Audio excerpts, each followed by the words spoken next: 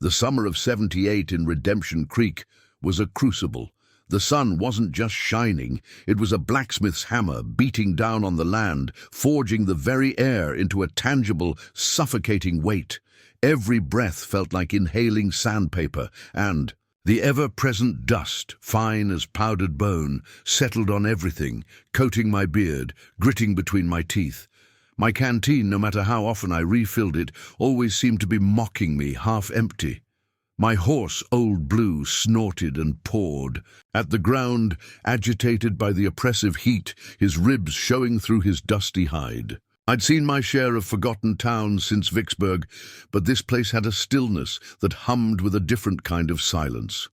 Not peaceful, but expectant, like a coiled snake. Old Bess, my trusty Winchester, felt cool against my leg, a familiar extension of my will, a silent promise of readiness. The bat-winged doors of the saloon groaned a mournful welcome as I pushed through. Inside, the usual frontier ruckus was absent. No raucous laughter, no clinking of poker chips, no bawdy songs. Just a low, anxious murmur, like a hive of disturbed bees. The air hung thick with stale tobacco smoke and the sharp tang of cheap whiskey, but beneath it, an undercurrent of something else, fear maybe, or resignation. Ellis, the bartender, a man whose skin seemed stretched too tight over his bones, wiped down the counter with a cloth that looked dirtier than the counter itself. His eyes, sunken and shadowed, darted nervously around the room, avoiding eye contact, especially mine. Over at Amos's general store, I saw the proprietor, usually a jovial sort, hunched over his ledger, his face pasty and glistening with sweat, muttering to himself. He nearly dropped a sack of sugar when I entered, his jumpiness out of place. For a man of his station, I caught snippets of whispers. The auction, new hands, whispered low, like a secret. I'd heard of auctions before, of course, for livestock, land, even forgotten possessions. But the way they uttered new hands, it wasn't the usual talk of hired help. There was a hushed dread to it, a chilling resonance that made the short hairs on my neck stand on end. My gut clenched. I secured a room at Ma Kettle's boarding house, a small haven in the oppressive heat. Ma Kettle herself was a woman weathered. By sun and sorrow, her face a tapestry of fine lines, her eyes a deep, tired blue that seemed to hold generations of quiet grief. As she placed a steaming bowl of lukewarm stew in front of me, a taste of home that settled heavily in my stomach, her voice dropped, a low, gravelly whisper that cut through the drone of the cicadas outside. "This town, stranger," she began, her gnarled fingers tracing patterns on the worn tablecloth. "It's got a peculiar kind of hunger, a sickness that feeds on the vulnerable. Some folks here, they've found a way to profit from the very young, from those with nowhere to go. Best to mind your own business, Mr. Callahan. Best not to stir up what's best left buried." She was warning me, I knew, and her words, though vague, painted a picture of something truly insidious. Her hands, usually so steady, trembled noticeably as she refilled my water glass. The way she avoided my gaze, the way her lips pressed into a thin, grim line. It wasn't just typical frontier caution. My instincts, honed by every close call in battle, every predatory gleam in a man's eye, screamed. Redemption Creek wasn't just quiet. It was a powder keg waiting for a spark. And a part of me, a part I'd tried to bury deep after the war, felt an unwelcome stir of purpose, a creeping certainty that my path had led me here for a reason. The air on auction day was thick, with an almost tangible dread that pressed down on my chest. It felt like the air itself was holding its breath, a suffocating weight of unspoken anticipation.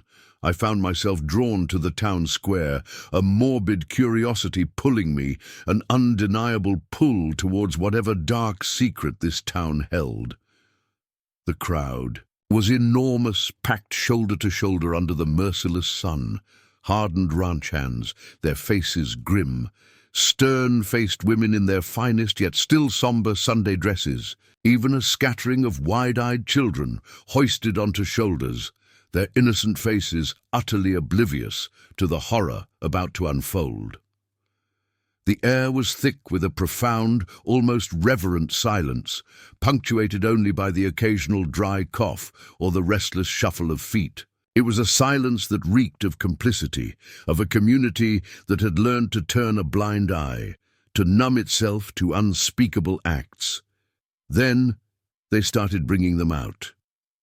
My blood ran cold, colder than the winter winds that swept through the Rockies. My breath hitched in my throat, a sharp, painful gasp. It wasn't cattle or horses or even worn-out tools. It was children. Small, terrified children led onto a crudely constructed wooden platform that felt like a gallows in the blinding light.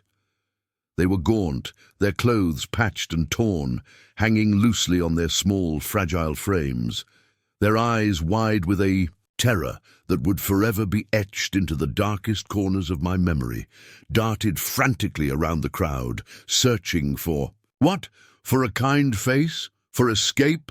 The auctioneer, a corpulent, sneering brute of a man named Silas the Hammer Blackwood, stepped forward, his belly straining against his waistcoat, his voice booming with a sickeningly false joviality. "Here, we have a fine young lad, strong back, good teeth, 10 years old, ideal for farm work." He spoke of them as if they were mere chattel, rattling off their supposed attributes, their usefulness, their resilience, as if they had no souls, no feelings, no dreams, no inherent right to life beyond servitude. I saw a little girl, no older than 8, her hair matted with dust, her face streaked with dirt and fresh, silent tears. She clutched a threadbare rag doll to her chest, her small shoulders trembling uncontrollably. Her eyes, an innocent, pleading brown, lifted, and for a fleeting, agonizing second locked onto mine across the sea of faces. In that moment, I saw an echo of every innocent soul caught in the brutal, senseless crossfire of human cruelty during the war. The same helpless terror, the same desperate, silent plea for salvation. Beside her, a boy, perhaps 10, stood, ramrod straight, trying to project a bravery he clearly didn't possess. His jaw was clenched so tight his muscles bulged, but his small hands, clasped behind his back, were visibly trembling, betraying the sheer, overwhelming fear that consumed him. The bidding began, a sickening chant of numbers, rising higher and higher. Each voice was devoid of humanity, each bid a cold, calculated transaction that hammered against my soul. It was a dehumanizing spectacle that stripped away their innocence, their freedom, their very humanity, leaving them exposed and vulnerable. The righteous rage that had been simmering within me, buried deep since the last gunshot of the war, erupted with a primal roar in my chest. It was a scorching, blinding fury that choked me, clawing at my throat. I felt the familiar, comforting weight of old Bess against my hip, my fingers instinctively tightening around the cold, worn steel. The sight of those children being sold, like common goods, was more than I could or would bear. It was a crime against God, against man, against every shred of decency I still clung to. And I knew, with a chilling absolute certainty that resonated deep within my bones, that I wouldn't, let it stand. Not while I still had breath in my lungs and a bullet in my chamber. The decision wasn't born of thought, but of pure, explosive fury, a dam bursting within me. As Silas, the Hammer Blackwood's booming, grotesque voice announced the final sale of that little girl, the one whose innocent eyes had so utterly shattered my composure, my hand moved as if guided by an unseen force. Old Bess was out of her scabbard, the cold steel a comforting anchor in my trembling grip, almost before my mind registered the action. I didn't aim at Blackwood himself. Not yet. Instead, I leveled the barrel at the sun-baked, cracked earth, directly in front of the platform, just inches from his outrageously polished boots. I squeezed the trigger, The crack of the rifle shot was like a cannon's roar in the suffocating silence, a deafening explosion that ripped through the tents. Air sending a geyser of dust and pebbles exploding upwards, scattering like shrapnel. Enough! My voice, rough from disuse and thick with a primal, seething anger, tore through the stunned quiet. It wasn't a shout, but a low, guttural command that seemed to vibrate in the very air, vibrating in my own chest. This ain't right. No child deserves to be sold like a piece of livestock, not while I draw breath. Chaos erupted. Blackwood, momentarily frozen in disbelief, quickly recovered, his corpulent face twisting into a furious purpling snarl. "Who in blazes do you think you are, you old fool?" he bellowed, his eyes darting around, searching for backup, for allies in his despicable trade. The town sheriff, a sweating, lily-livered coward named Deputy Vance, was already trying to melt into the furthest reaches of the crowd, his face pale as fresh snow, his hand hovering uselessly over his holstered pistol. Some of the wealthier bidders, their faces contorted with outrage at the interruption of their perverse commerce, began to push forward, their hands drifting instinctively to the holsters of their own sidearms. My grip on Old Bess tightened, my knuckles white, the worn wood pressing into my palm. I braced myself. But then, a subtle, profound shift. A tremor ran through the crowd like a sigh of long-suppressed air. I saw it in the faces of the women especially. Their initial shock morphed into something else, a dawning realization, a flicker of outrage mirroring my own, a collective shame. And then, Ma Kettle, God bless her stubborn, fearless soul, pushed through the startled onlookers. Her voice, usually soft and gentle, rose with a surprising, resonant strength that carried across the square. "He's right!" she cried, her chin trembling but her eyes blazing with conviction. "This has gone on long enough. We can't stand for this anymore." Other voices, hesitant at first, joined hers, gaining strength, turning into a low murmur that swelled into a rising chorus of agreement. A tense, agonizing standoff settled over the square. I stood my ground, outnumbered, a lone wolf against a pack, but now the pack was fractured. Ma Kettle stood firm beside me, her presence a beacon. And I saw a few other brave souls, like Sarah, the baker's wife, standing closer, her gaze fixed on me, then on the terrified children, a look of profound sorrow and determination in her eyes. "Look at 'em," I urged, my voice lower now, strained, but steady, cutting through the rising murmurs, addressing the wavering crowd. "These are just children, flesh and blood. Your children could be next. Is this what Redemption Creek truly stands for, trading souls for silver? Is this the legacy you want etched into these dusty streets?" The air crackled with unspoken conflict, not just between me and Blackwood's cronies, but within the hearts of the townspeople themselves. The silence stretched, unbearable, broken only by the muffled, heartbreaking sobs of the children on the platform. Every passing second felt like an eternity, a crucible where the fate of Redemption Creek and perhaps my own hung in the balance. This wasn't just a confrontation, it was a battle for the very soul of this parched, forgotten town. And I knew, with a certainty colder than the steel in my hand, that win or lose, I wouldn't leave here until something changed.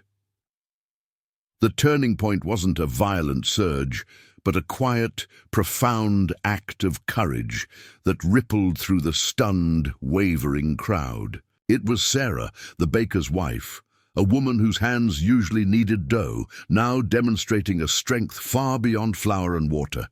She stepped forward, her face etched with a mix of fear and unwavering resolve, her gaze fixed on the little girl, the one whose innocent eyes had mirrored my own pain just moments before. Sarah walked directly to the platform, her hand trembling slightly as she reached out and gently took the child's small, clammy hand. That single, simple gesture was like a stone dropped into a still pond, sending ripples of bravery, of empathy, outward through the silenced onlookers. Others followed, A grizzled rancher, his face weathered by years of sun and hardship, took a step forward. A stern-faced mother, her own children clutching her skirts, pushed her way to the front. Their initial shock and fear transformed into a collective sense of shame and a dawning, powerful resolve. Amos, the store owner, his face ashen with guilt, and finally immense relief, stumbled forward, his voice cracking with emotion. "It ain't right," he mumbled, tears welling in his eyes as he cast a furious glance at Blackwood. He threatened to ruin me, to burn my store to the ground. We were all just so damn scared." Deputy Vance, seeing the undeniable shift in public sentiment, finally found a semblance of backbone. He drew his pistol, his hand shaking but his voice firm, and placed Silas Blackwood under arrest, along with a few of the more vocal bidders who had dared to protest. The sudden clinking of handcuffs was a sound sweeter than any music. A profound, bone-deep weariness settled over me, a physical exhaustion that made my legs ache, but beneath it, a wave of immense relief washed over me, leaving me weak-kneed but profoundly, utterly grateful. I wasn't just a drifter anymore. I had been a catalyst, a reluctant instrument of change, a vessel for a justice I hadn't realized I still carried within me. Redemption Creek, once shrouded in the dark, complicit silence of its terrible secret, began to breathe again, exhaling decades of suppressed guilt. The air, though still hot, felt lighter, less oppressive. The children, still fragile and visibly traumatized, were gently led down from the platform, no longer commodities, but individuals. They were taken in by the very families who had just watched their auction, now offering genuine compassion, clean water and safe harbor. With Ma Kettle's steadfast leadership and Amos's newfound determination, we quickly formed a makeshift committee. We worked tirelessly for the next few days, our voices hoarse, ensuring every child was accounted for, placed with caring families, and setting up a rudimentary fund for their immediate needs. We laid the groundwork for a community watch, a solemn vow that such an abomination would never darken Redemption Creek again. The town, in its own slow, painful way, began to heal. I didn't linger. My work here was done, the dust of the moral battle finally settling. As I rode out of town a few days later, old Bess resting easy in her scabbard, the sun still beat down, and the dust still rose behind Old Blue's hooves. But it felt different now, lighter almost, like the very earth itself was exhaling a sigh of release. I carried the indelible scars of my past, the sharp memories of war and loss that would always be a part of me. But now I also carried the quiet, immense triumph of having stood up, of having stared evil directly in the face, and with the help of a few brave souls, having pushed it back, even if only for a moment in this desolate corner of the world. My journey continued, the road stretching long and uncertain before me, but I was a changed man. I knew with a certainty that settled deep in my bones that even in the most desolate corners of this unforgiving frontier, a single act of defiance, a rifle shot aimed at injustice, could ignite a flicker of hope and sometimes even lead to a semblance of redemption. And that, I realized, was a burden worth carrying.